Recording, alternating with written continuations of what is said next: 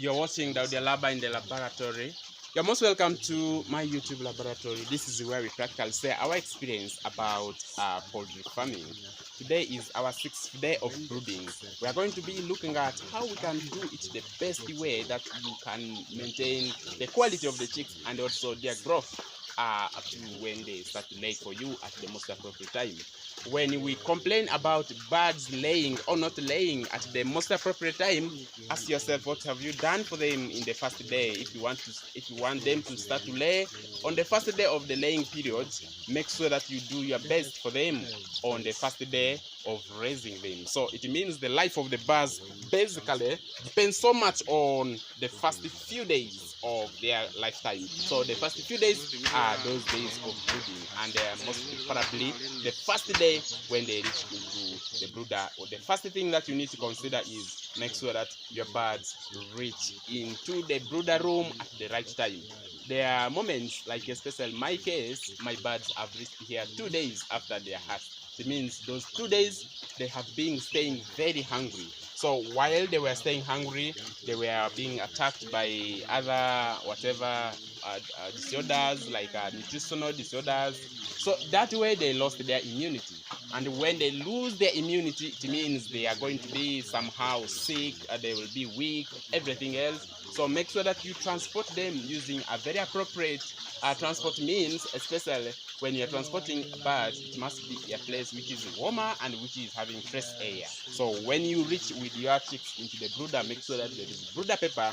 And why you have a brooder paper is to prevent direct contact of birds into the litter, which actually is the wood saving.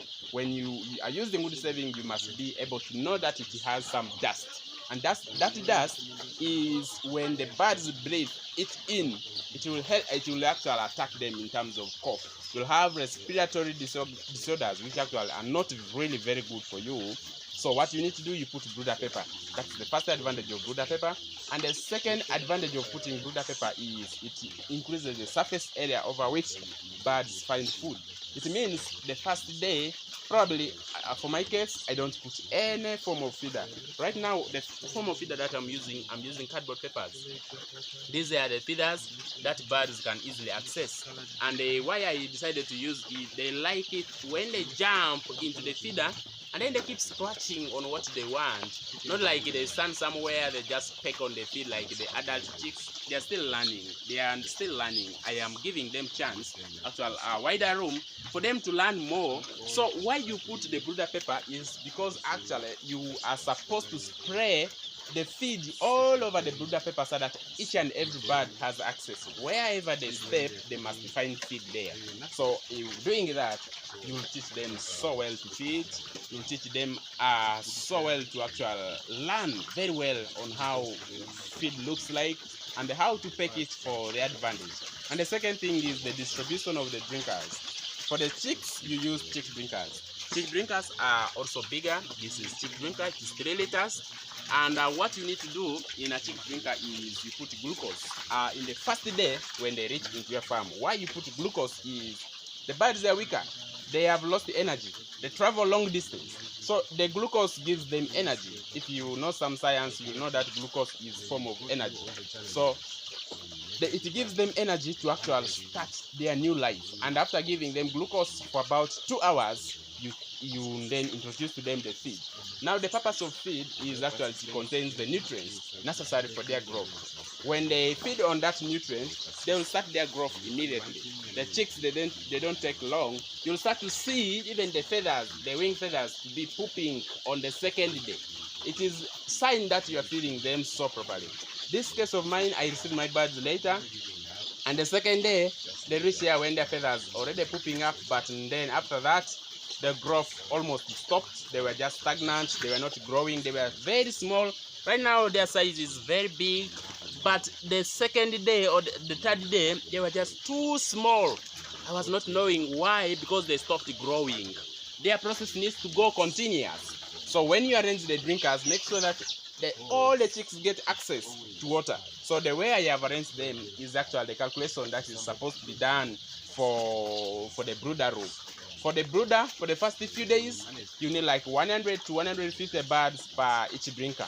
So that is the calculation. That's why I have 20 drinkers in this brooder room. Yesterday I removed the brooder paper and I did expansion for the brooder room. So you need some enough space. You see how birds love it when they are running around, when they play, when they want to chill. They love space. And then when you just excuse them in very small space, that means you are compromising on their growth.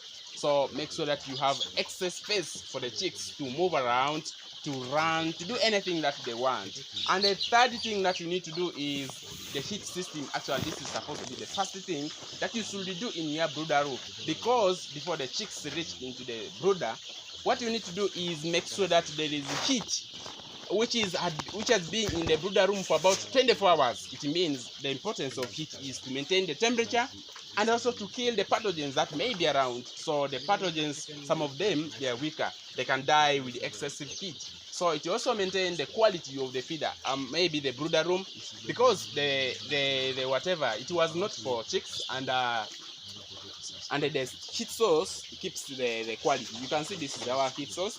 This is open charcoal stove. We have another one there. We have like 5 of them in this room here. It is very sufficient.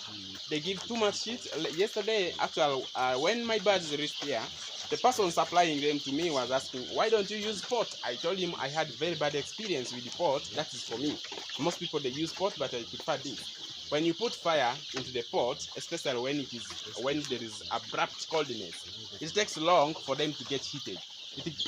They take long for them to start to generate heat. So these ones, just the moment that the fire is already set, that's the very moment that they start to give heat. So the heat sources, they are very, very important in your brooder room. I was talking about the spacing. Spacing is something that you should not forget. For the first few days, keep them a little bit close. Keep them very, very close. And then when you reach the 3, the 4, 5 days, and the spacing that you are supposed to keep for the first week is supposed to be 100 birds per square meter. So 100 birds per square meter, you can reduce it a little bit, but that is recommended. And then you should always observe that, and it helps the birds to actually get warmth. When they are close to each other, they get some warmth from each other also. And then you can keep expanding the room slowly by slowly until they grow. And the expansion of the room is something unlimited until the birds reach when the brooding is over. So they are on their 6th day. I did my vaccination yesterday, and you can see their feathers are already visible. They have visible feathers, so it means they are growing now.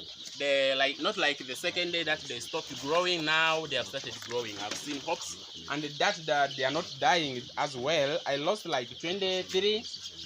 I lost like 60 birds as I talk right now. 6 of them died because of the weaknesses that they traveled for 2 days without even feeding. So that way it caused a lot of mortalities to my chicks. So if you are planning to start brooding, make sure that those things, they are really made possible.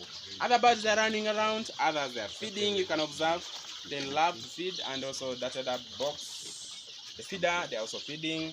Almost everywhere they're feeding. There are very many of them, only that the camera is not showing them properly. And this is what you need to see in your brooder room. You need to see that birds are running. And the third thing that you need to consider is birds sleeping. All the birds don't allow them to sleep when they have never taken feed. Make sure the birds are eating. Make sure that the birds are drinking. The whole night, make sure that is what happens. So when you allow them to sleep, it means their stomach is still empty.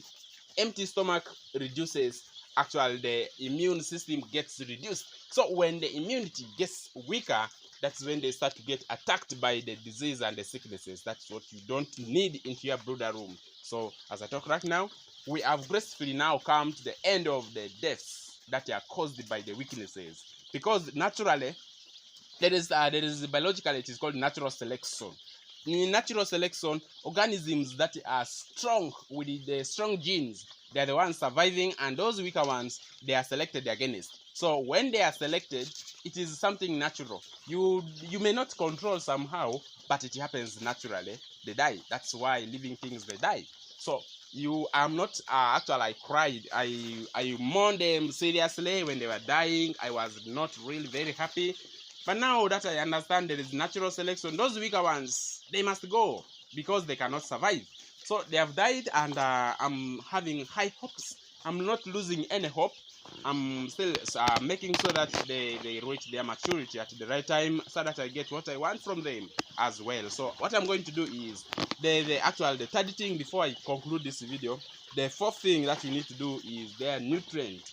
Their nutrition is very, very important. Don't just give chicks anything. I've ever seen people giving them anything that chicken can eat. Chick breeds, it is not. For the exotic breeds, they are very special. Give them that, their special food. Give them every special thing that they deserve, so that you really reach their milestone at the right time. So feed is something that is you cannot control, you cannot actually avoid. Make sure that you do the best. Give them the best feed. Give them the best everything. And the last thing that you should know is the vaccination. There is a way that we raise chicks organically. So organically you can do that. So, but for these exotic chicks, make sure that you vaccinate them. It is like you admitting yourself polio vaccine. If you can do polio vaccine for yourself, why don't you vaccinate chicks? Chemicals, our body even contain chemicals. We may complain so much about the chemicals, but our body still needs them for the growth, for the immune system. It is changing world, everything's changing. The sicknesses that used to be before, nowadays they're not there, and there are new types of sicknesses, so everything must change. Now for you to remain consistently on your belief that birds used to grow just like that, you never know how much the world has changed. It will cost you. It will cost you so much. Make sure that you follow the vaccination schedule and vaccinate the chicks appropriately. Make sure that they are completely vaccinated. Thank you so much for watching. My name is Daudi Alaba. If you have never subscribed to this channel, please do so, because it is where you can at least get experience, even if you are not doing the poultry farm by yourself. Let's see you in the next video.